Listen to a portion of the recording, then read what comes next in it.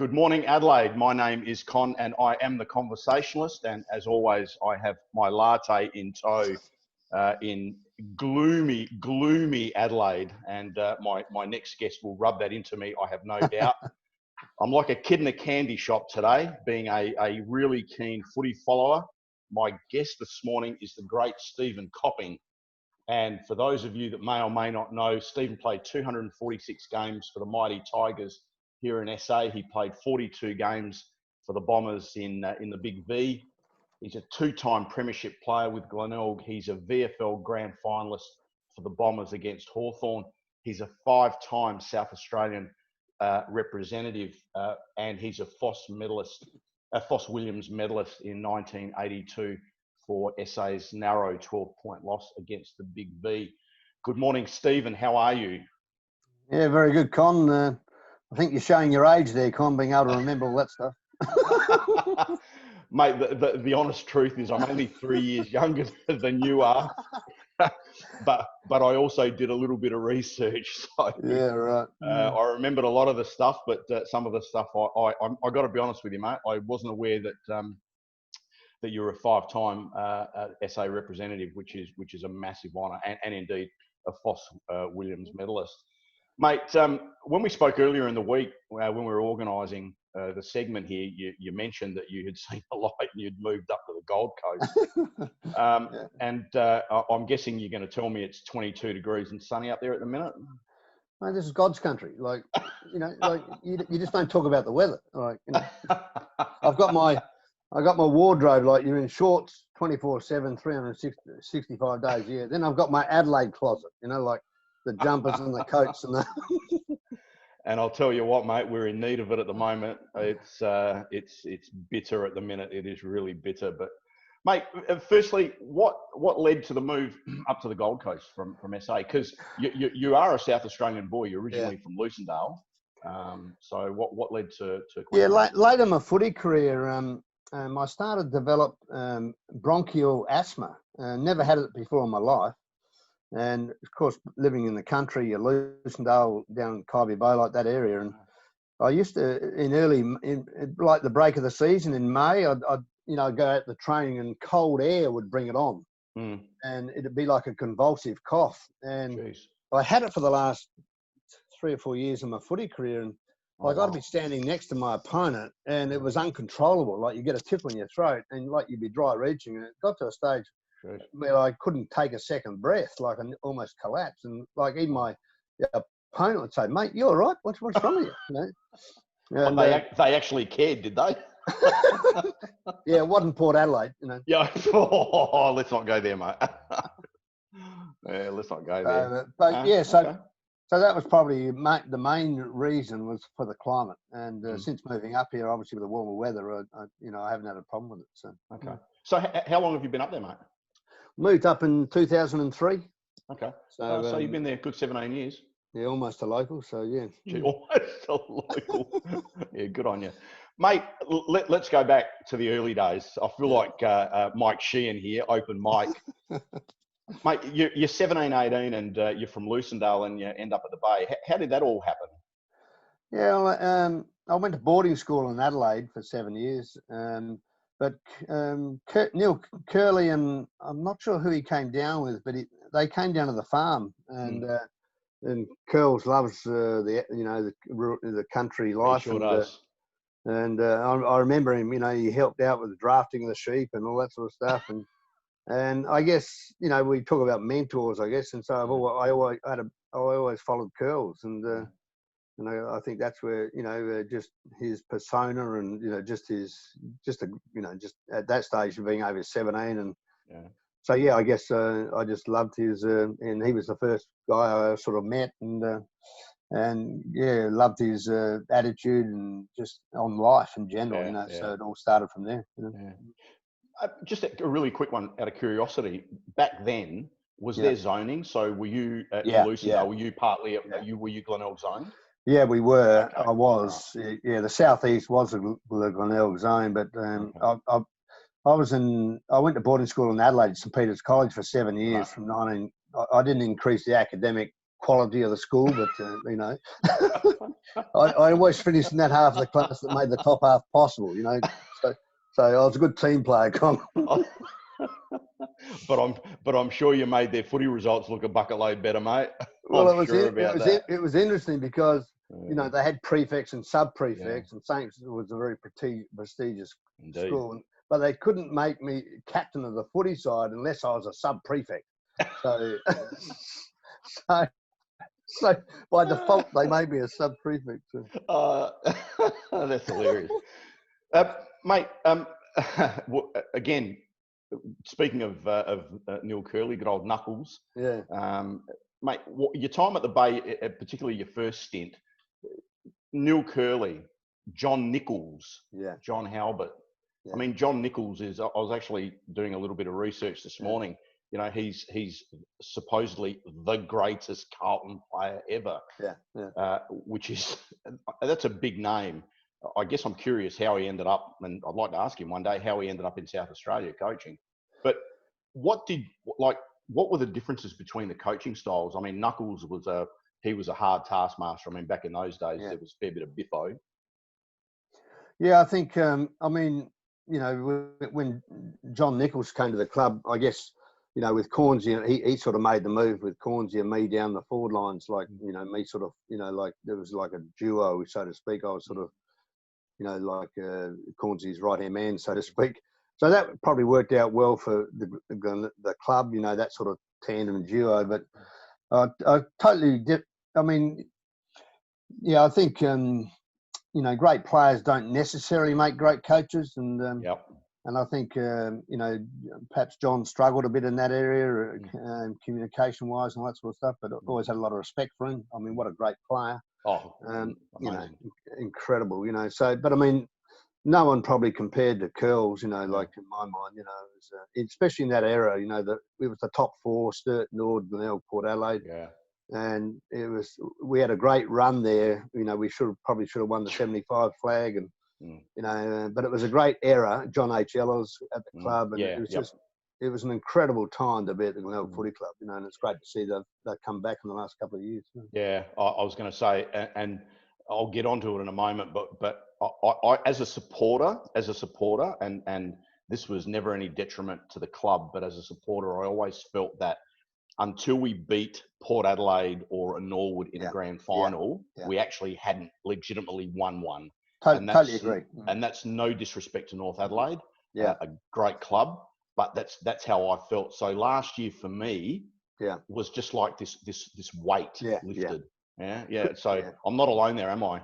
No, you know, and you know, you sort of got the monkey off the back, you know, and you know, and I think, you know, a premiership side's got to have a third mongrel, 2/3 skill, and I think we went into a lot of grand finals with probably at 95% skill and no mongrel, and Port had the third mongrel. It wasn't until 75 when we got the Stringers, the Henwoods, the Salisburys, we had that good mix of mongrel, of intimidation, and those two premierships, they're a classic combination of mix of talent. And don't get me wrong, those people that had the mongrel had huge skills as well. I was going to say, yes, absolutely, you know, they did, absolutely. But they had that you know, Scotty Salisbury, and Alan Stringer, they put that fear in the opposition, and yet Port Adelaide had that over us for many years with Clifford and Granger, and you know, we won't go there, but may he rot in eternal purgatory. But anyway, exactly. I didn't say that out loud. Mate, your time at the Bay, you played with some absolute legitimate superstars, you know, and some of them who never played VFL or AFL footy. Peter Carey, Fred Phillis, Peter Marker, who I reckon was one of the silkiest, skilled players ever. Stephen Kernahan, Tony Hall, Tony McGuinness. Like, you played with some absolute legitimate stars and legends, not only of the SANFL but of the VFL as well. Yeah, no, I mean, when I first, you know, it was the Markers, the Phillises, the Colbys, the Voigts, the Millards, that era. So, I mean, they were just a great quality of players. Cornsey, the next era was the Hodgmans, the Westons, Yep. the Jim Lahoos, and so that was the next era. And then the next era was the Kernans and McDermotts. So yeah, it was really 3 generations, and of course, you know, the best of them all, Super. So yeah, no, it's just a great time to be involved with. And John H. Ellis ran that club for a decade or whatever. And it was just a great time to be around the club, you know, and in SANFL footy, it was just a great era. You know? I don't want to spend too much time on it because it does bring back a lot of heartbreak, but the Port games, certainly the grand finals, that you know, there's no doubt we were the best team during the year. But from again, I go, and this is quite serious. This isn't as a spectator, as a supporter. I had, and to a lesser extent now, legitimately have a deep-seated disdain for Port Adelaide, right? Did that come across from the players as well? Like when you fought on the Glenelg Guernsey, did you guys have that intense feeling as well? One of the things Port Adelaide had was arrogance, and you need that to win premierships.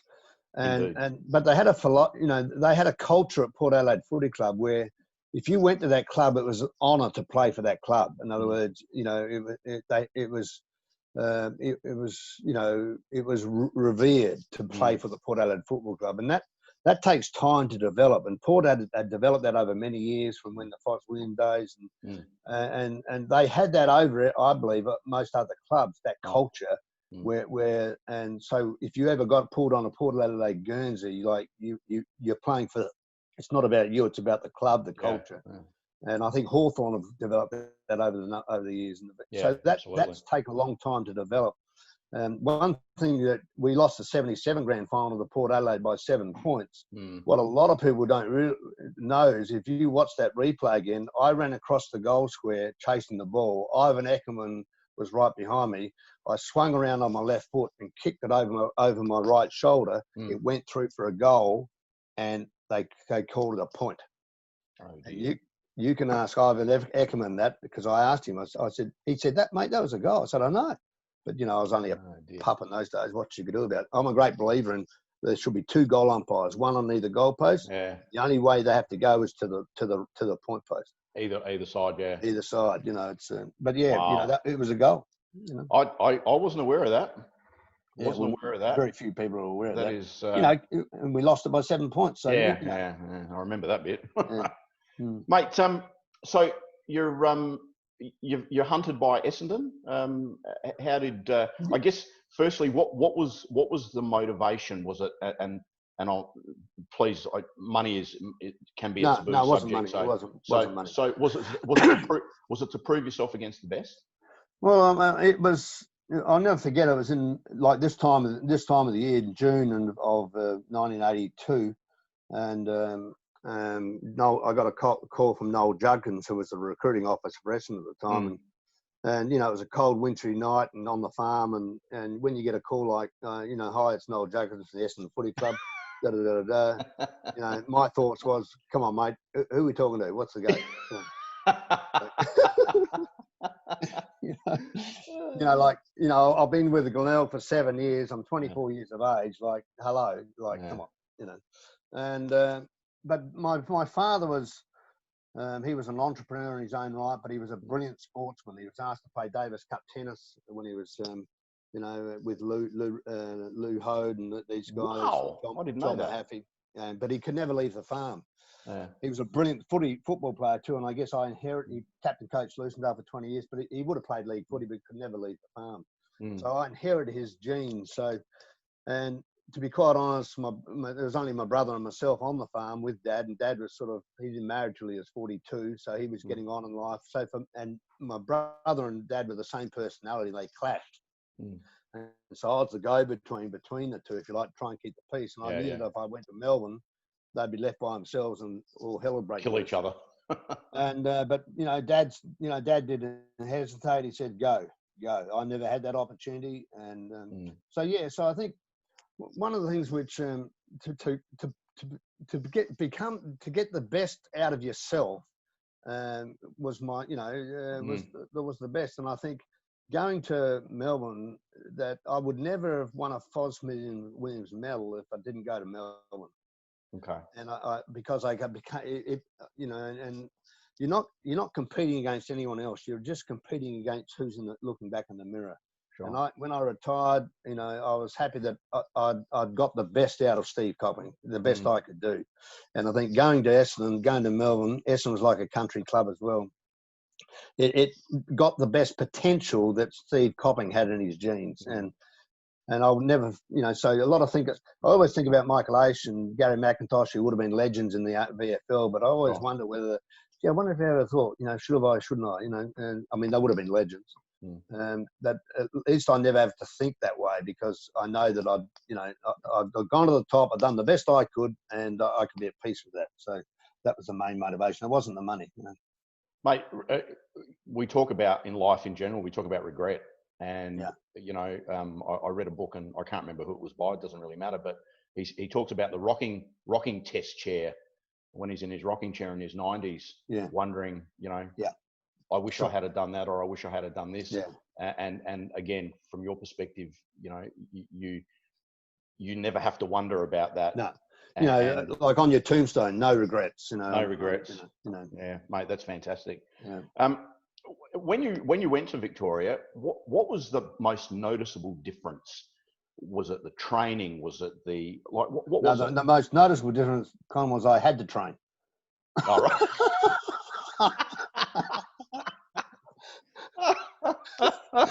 Like I can tell the story now, but I mean I was only young, and when you're working on the farm, you're doing physical stuff. I mean, and I was 20 minutes out of Lucendale, and to go there where the lighting was poor and a miserable June. I mean, there's no. I mean, I just flew to Adelaide for 10 weeks in a row. I never trained, just played. Just played Saturdays, you know. I mean, you couldn't obviously. So yeah, training was Jeez. But no, in those days too, Sheedy's training was like a commando. It's different today, but it was 4 nights a week, 3 hours at a time. Like, you know, it was just, the training was horrendous. And but Jeez. you know, as far as speed goes, I think that you're born with that. And no matter how much training I did, I could never get any quicker than what I was. Yeah. Yeah, I guess it's fair to say you weren't known for your speed, No, exactly. but I remember, and again, you're not overly tall. What are you, 5'11", 6 foot? Collingwood 6 foot. Collingwood 6 foot. Yeah, that's what I say. 5'11" and a half. And don't forget the half. But you played really tall, if I'm not mistaken. I mean, I remember commentators making comments about you had telescopic arms. Yeah, I mean, you know, I think that's just a myth. But I think the way I marked was probably, you know, I didn't bend at the elbows; it was always straight, and maybe that was an extra couple of inches or whatever. But I would soon have a 2 or 3 inches in height rather than longer arms. But that wasn't to be. But no. So, and you know, I guess I was lucky. That was, you know, an asset that I had. I was born with, I guess, sticky fingers or whatever. So, you know. And well, mate, we spoke about Sheedy and what a legend he's certainly been in the game. Did you, when you left Glenelg to go to Essendon, was it always your intention that you would come back to finish your career with Glenelg, or was that kind of accidental, or how did that come about? It was never a thought. It was just living in the moment. Okay, let's go to Essendon and just see what happens, you know. But what happened was in 1982, 1983, 1984. I mean, if you look at the half forward line of the Essendon Footy Club at that time, it was Van der Haar, Danaher, Watson, Copping. Like, that's like Ferrari, Audi, BMW, Datsun. You're being a bit harsh on yourself. I get there's maybe a bit of difference, but you're probably a tad harsh. But So, you know, I struggled to get into the 84 side and 82, 83, 84 side, and then things weren't going well on the farm, and, you know, like, you know, so it was what I do here. So I made the decision to come back in mid-84, you know, because, and of course when Paul Salmon arrived on the scene, and of course, average player. as soon as I left, so we used to have Roger Merritt at, I was at full forward and Roger Merritt was in the pocket. So it was like Cornsey and me in the Glenelg days. But when Paul Salmon arrived, they didn't need me. They just stuck Paul down there, right? And so, they didn't need me there then. But it's interesting, the week after I left, Paul did his knee. Jeez. But no, it was a great time. And people say, well, how do you feel coming back mid-year? Not a problem. Like I said, I'd done the best I could, and I was happy to come back to Glenelg, and then we finished off with a couple of great years at the Bay. So and got the monkey off the back down the Bay. You certainly ended up with a couple of cracking years with 2 premierships. Yeah, and it was it's like Hawthorn those 3 years when we just had the right mix, and it all came together. It's I think, and that happens over time. Recruiting the right people. Yeah, it's a process, but and Glenelg got it right in those 2 years. But Campbell, I guess it all started with him. I think. The development of that side started with Campbell, and then Cornsey finished it off. Mate.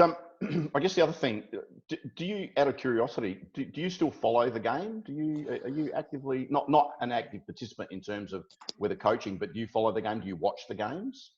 Well, to be quite honest, Connor, I'm just disillusioned with it all. I don't enjoy watching. It's just It's like 36 seagulls chasing a chip. It's like under 10s.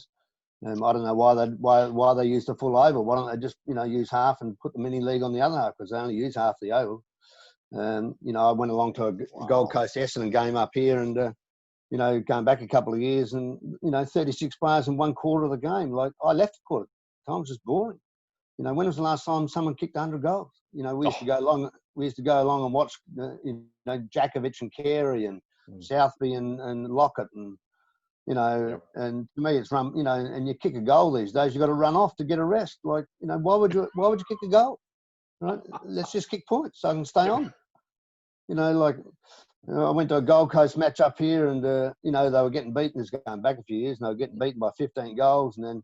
This is in the last quarter, and then 4 run off and 4 run on. And I mean, what the hell's going on? To me, it's just run. I think it's run by the medicos today, and it's all about science. And I think it's lost its appeal, and I think they ought to bring back in zoning. So many players in the forward half, and bring back the full forward and full back. We go to see that. But I'm old school. If people enjoy, just kicking back to go forward, and to be quite honest. Often I turn it off and watch the rugby. It's not a great spectacle, and my son plays amateur league here, and I legitimately enjoy watching amateur league games more sometimes than league footy. I want to say league AFL, and he actually had the commentators are all it's a crap spectacle, but they don't seem to do anything about it. I mean, they've really created this monster. So what are your thoughts about, Jonathan had a pretty good idea, I thought, was instead of 18 blokes on the field, make it either 17 or 16, and have less interchange. So it just automatically opens up the game. Yeah, I mean, certainly the old days, interchange for you were the actual 19th and 20th most skilled players in the side. Yep. And I agree. Like, get it back. Well, once again, who am I to say? I'm just old school. I mean, the challenge of a full forward and full back and one-on-one, and there's no one-on-one today. No one's got any positions. It's just, it's. Well, I just, like I said, I think they've got to bring in zoning. Think of the spectator. I just don't. At the end of the day, mate, the spectator's the one that pays the money, that pays the bills. But until the coronavirus, they probably had record crowds. So who are we to say? I mean, people just love the sport, but certainly, I'm not a favourite of the modern game.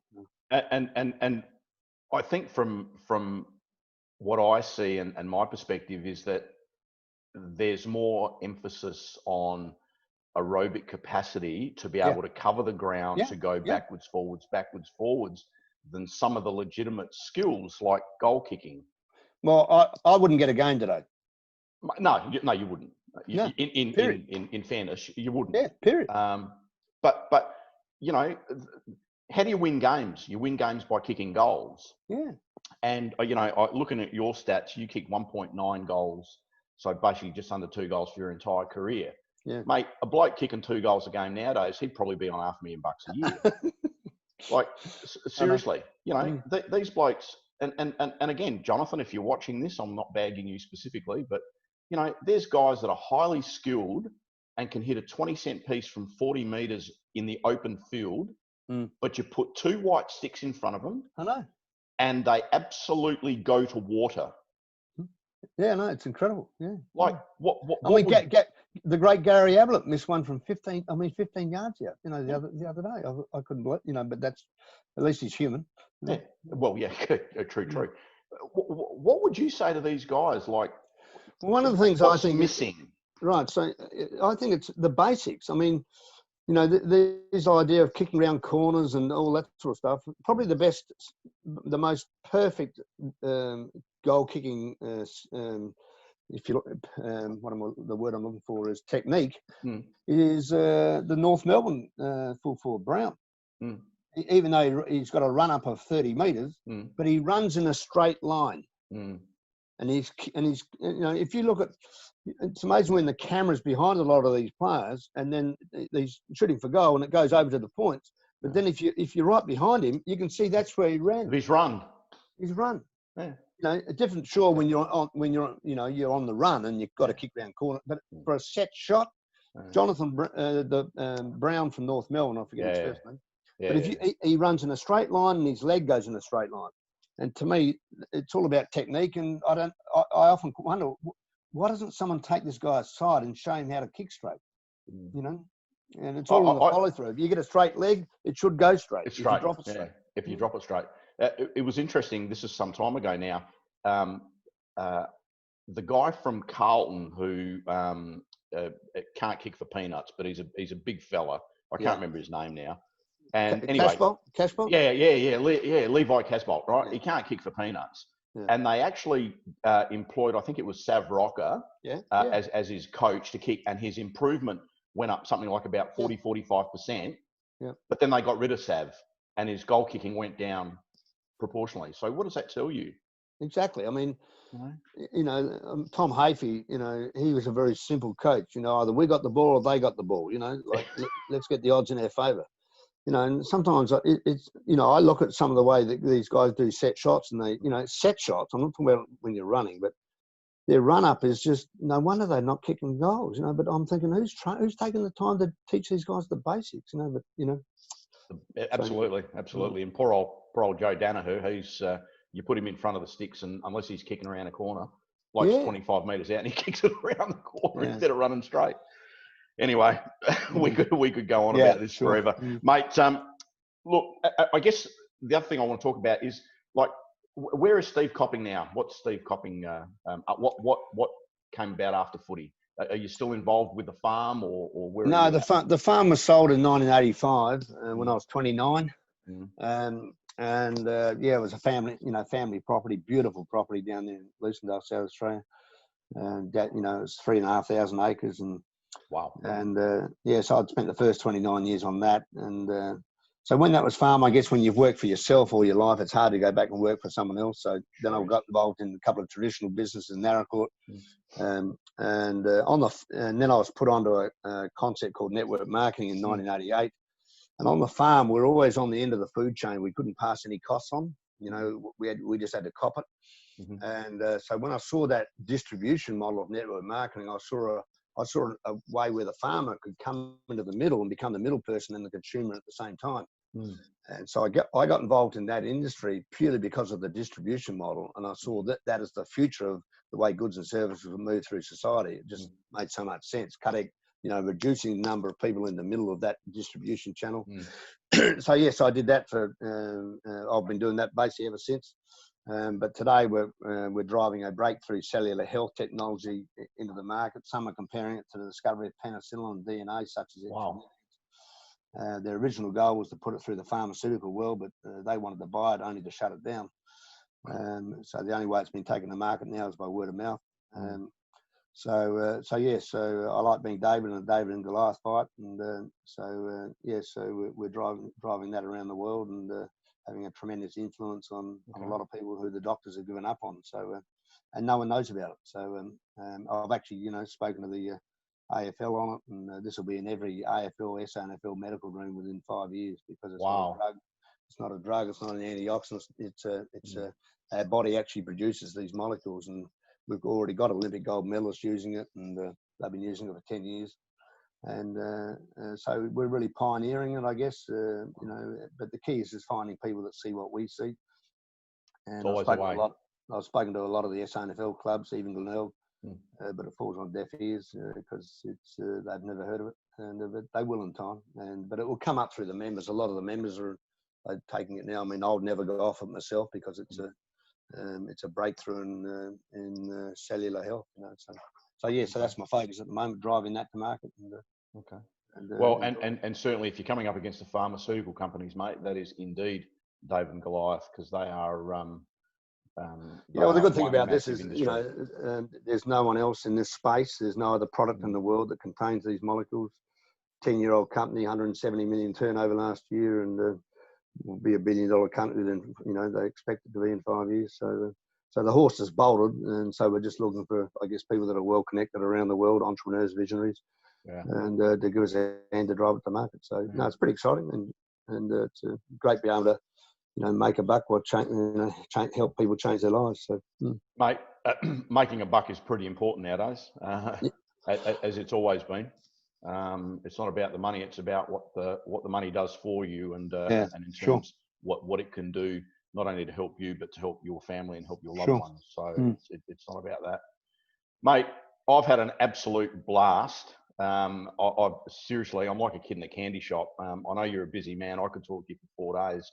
But I know you got bigger fish to fry. Steve, it's been an absolute pleasure, mate. I've had an absolute thanks, Con. And mate, I wish you all the best with your venture.